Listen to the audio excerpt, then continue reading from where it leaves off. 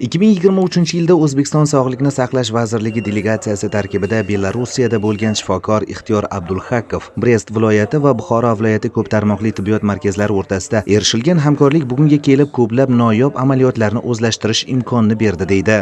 Buxoro viloyatida transplantologiya masalasini yo'lga qo'yish bugungi kunda juda ham dolzarb muammo hisoblanadi. Ayniqsa buyrak transplantatsiyasi, ayniqsa jigar transplantatsiyasi masalalarini biz albatta amalga oshirishimiz kerak. Shu nuqtai nazardan ishlar boshlangan. Bir muddat avval xalqaro hamkorlik doirasida Buxoroda bo'lgan belarusiyalik transplantolog o'z tajribalari bilan o'rtoqlashib, Buxoroda shu yo'nalishda ishlar yo'lga qo'yilishida ishtirok etgan edi.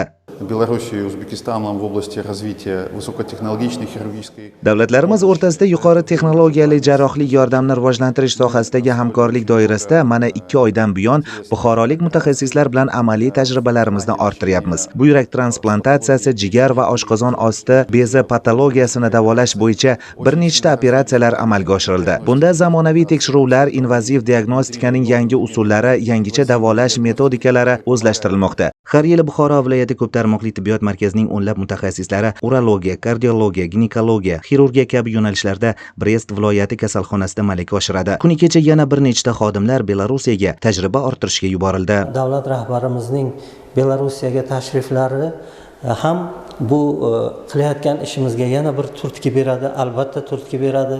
Mana yaqindagina viloyat ko'p tarmoqli tibbiyot markazi rahbari boshchiligidagi bir qator mutaxassislar yana o'sha Brest viloyatida bo'lib qaytishdi.